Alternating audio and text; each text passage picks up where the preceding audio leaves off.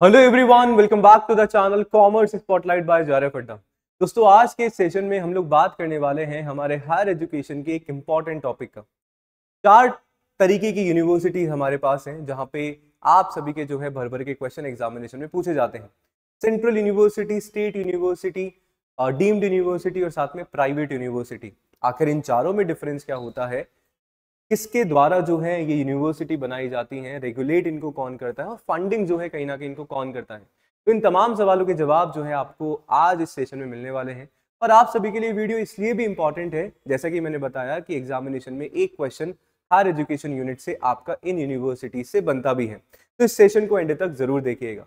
Channel पे अगर नए हैं और मुझे पहली बार देख रहे हैं तो बताना चाहूंगा, मेरा नाम है योगेश और आप सभी के लिए लेके आता हूं आपके अपने इस YouTube platform JRF Adda and commerce spotlight by JRF Adda पे पेपर 1 एंड पेपर 2 मैनेजमेंट की क्लास। तो चैनल को अगर अभी तक सब्सक्राइब नहीं किया, चैनल को सब्सक्राइब करेंगे, वीडियो को लाइक करेंगे, शेयर करेंगे उन सभी के साथ जो भी यूजीसी नेट एग्जाम की तैयारी कर रहे हैं। वीडियो को स्टार्ट करने से पहले आप सभी से बोलना चाहूंगा कि आप सभी जेआरएफ अड्डा एप्लीकेशन डाउनलोड कर सकते हैं। जेआरएफ अड्डा के साथ अपनी इस जेआरएफ की जर्नी को स्टार्ट कर सकते हैं, जहां पे जेआरएफ अड्डा का जो सिलेक्शन ग्राफ है जून 2023 से जून 2025 तक बढ़ता ही गया है। तो आप भी अपने सपने को हमारे साथ जुड़ के कर सकते हैं साकार। आइए चलते हैं आगे इस पर्टिकुलर सेशन में, जहां पे हम लोग इन चारों यूनिवर्सिटी के बारे में समझने वाले हैं। सबसे पहले तो आप सभी को एक चीज जो है यहाँ पे समझनी पड़ेगी कि sir central university, state university, private university और जो डीम्ड यूनिवर्सिटी है, चारों अलग अलग तरीके की यूनिवर्सिटी है। अलग अलग तरीके से जो है इनका एस्टेब्लिशमेंट किया जाता है। फंडिंग जो है इनको अलग अलग गवर्नमेंट यानी कि सेंट्रल और स्टेट गवर्नमेंट करती है। अब किसको कौन करता है एक बार समझ लेते हैं। सबसे पहले हम लोग बात कर रहे हैं सेंट्रल यूनिवर्सिटी की। अब जो सेंट्रल यूनिवर्सिटी का जो एस्टेब्लिशमेंट है, यानी कि जो सेंट्रल यूनिवर्सिटी की स्थापना है, ये कैसी बनाई जाती है? पार्लियामेंट यानी कि संसद में इसके लिए एक एक्ट जो है, कानून जो है हमारा पास होता है और उसके बाद कहीं ना कहीं जो है आपकी सेंट्रल यूनिवर्सिटीज बनाई गई। यानी कि जो भी आपकी यूनिवर्सिटी होती हैं वो आपका अंडर सेक्शन आपका यूजीसी एक्ट, या मैं बात करूं यूजीसी एक्ट 1956, तो UGC act 1956 under section 2F के अंतर्गत जो है सेंट्रल यूनिवर्सिटीज की स्थापना की जाती है। ये जो आप सभी का सेक्शन है ये बड़ा इंपॉर्टेंट होने वाला है। आप सभी का जो एक्ट है 1956 ये इंपॉर्टेंट होने वाला है एग्जामिनेशन के लिए। सही बात है। तो यानी कि created through an act of parliament, central government, govern by the ministry of education और the department of higher education. कौन गवर्न कर रहा है? आपका मिनिस्ट्री ऑफ एजुकेशन एमओई और साथ में डिपार्टमेंट ऑफ हायर एजुकेशन। अगर मैं फंडिंग की बात करता हूं कि सर यूनिवर्सिटी चलती कैसी है, कहां से है, पैसा जो है कहां से आएगा, तो जो आपकी सेंट्रल गवर्नमेंट है यानी कि हमारे जो इंडियन गवर्नमेंट है वो कहीं ना कहीं जो है एडमिनिस्ट्रेट करती है और फंडिंग भी आपकी सेंट्रल गवर्नमेंट ही प्रोवाइड करवाती है आपकी सेंट्रल यूनिवर्सिटीज को। सही बात है। हमारे इंडिया में अगर मैं इंडिया की बात करूं तो कहीं ना कहीं हायर एजुकेशन का कहीं ना कहीं एक इंस्टीट्यूशंस हमारे पास होती हैं आपकी यूनिवर्सिटीज। सवाल ये आता है कि सर कितनी हमारे इंडिया में आज के टाइम पे लेटेस्ट नंबर ऑफ यूनिवर्सिटीज या नंबर ऑफ सेंट्रल यूनिवर्सिटीज कितनी है? तो अगर मैं बात करूं आप सभी से, टोटल 57 यूनिवर्सिटीज हमारे पास है जो कि सेंट्रल यूनिवर्सिटी है हमारे इंडिया में। ये नंबर से जो क्वेश्चन है आप सभी के एग्जामिनेशन में पूछा जाता है कि टोटल स्टेट यूनिवर्सिटीज कितनी है, किस राज्य में सबसे ज्यादा है ना, या किस राज्य में, किस स्टेट में सेंट्रल यूनिवर्सिटी सबसे ज्यादा है। इस तरीके के क्वेश्चन जो है आप सभी के एग्जामिनेशन में बनते हैं। सही है। आगे अगर हम लोग बात करें, आप करें, ये जो इसके इंपॉर्टेंट एक्ट है तो आपका सेंट्रल यूनिवर्सिटी एक्ट 2009 भी कहीं ना कहीं जो है बनाया गया था। और ये जो यूनिवर्सिटी की स्थापना के बारे में मैंने बताया, आपका यूजीसी एक्ट 1956 का जो अंडर सेक्शन 2F है उसके अंतर्गत कहीं ना कहीं इसकी स्थापना होती है।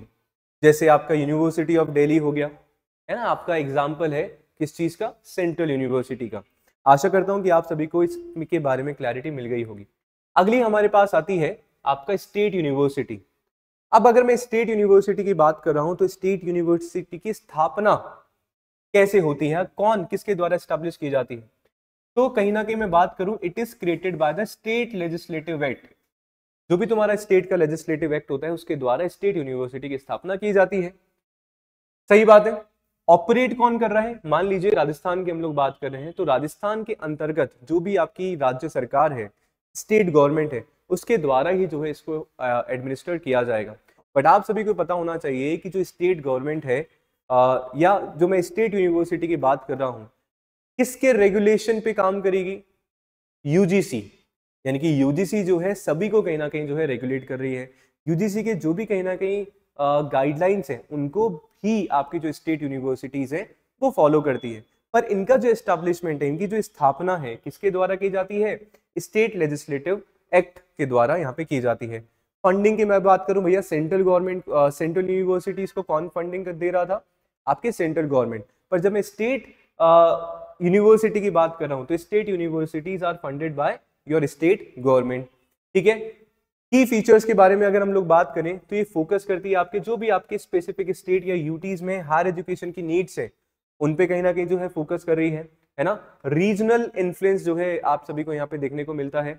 जैसे अगर मैं बात करूं आप सभी का राजस्थान यूनिवर्सिटी, जैसे हम लोग राजस्थान से हैं तो राजस्थान यूनिवर्सिटी हमारा एक एग्जाम्पल हो जाता है आपका स्टेट यूनिवर्सिटी का। सही बात है।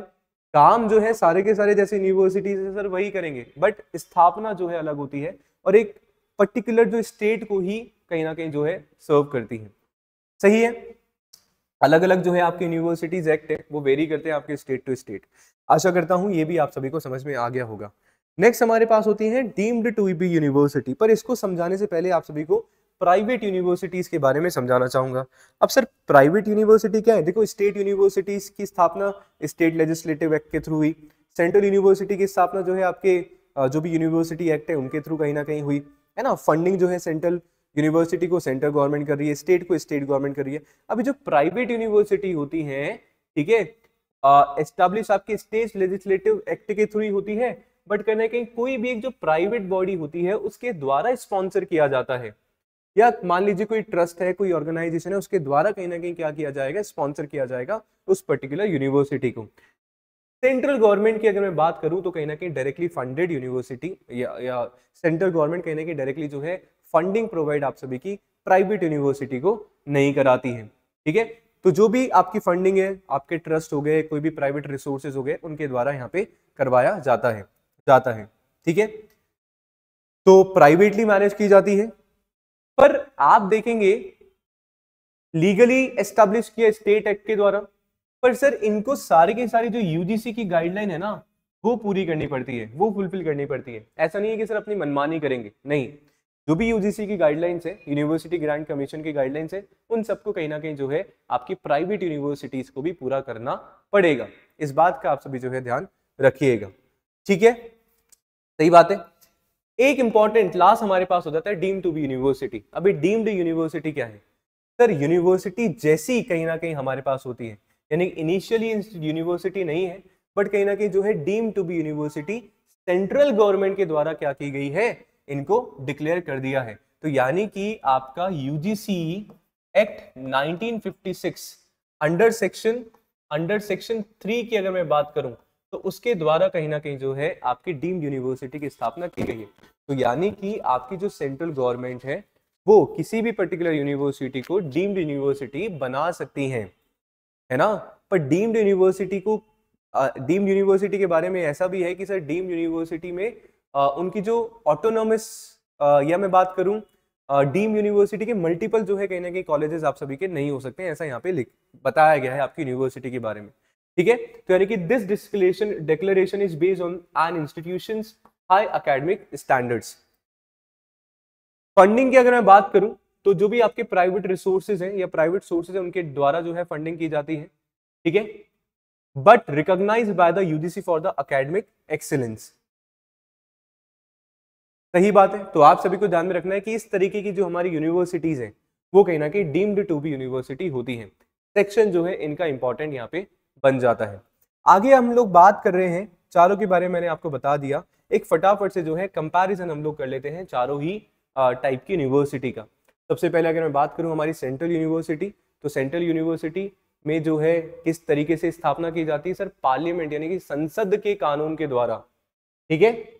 और इसको कौन एडमिनिस्टर करता है या कौन रेगुलेट कर रहा है? Ministry of education. ठीक है। तो university created by of the central government funded and administrated by the central government only. पर अगर मैं स्टेट यूनिवर्सिटी की बात कर रहा हूँ तो स्टेट यूनिवर्सिटी कैसे एस्टेब्लिश की जा रही है, कैसे स्थापना हो रही है?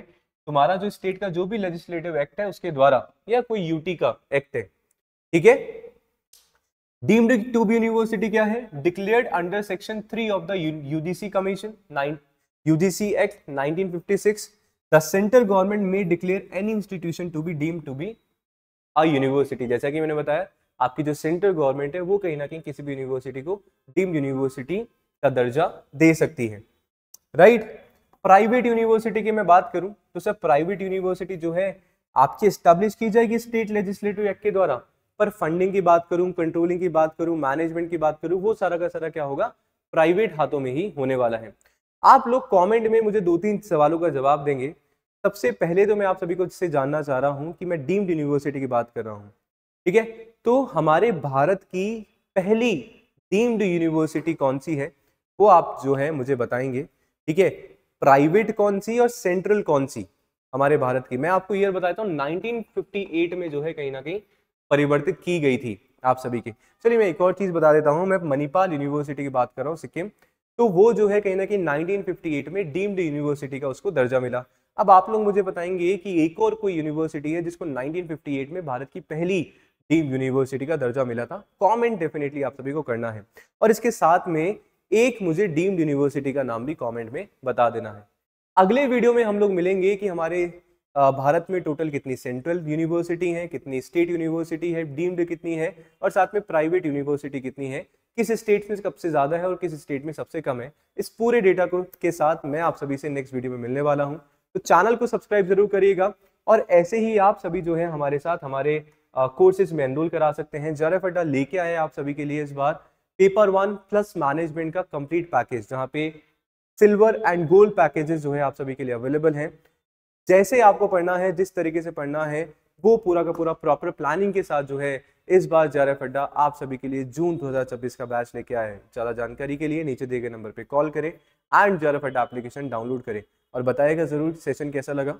धन्यवाद।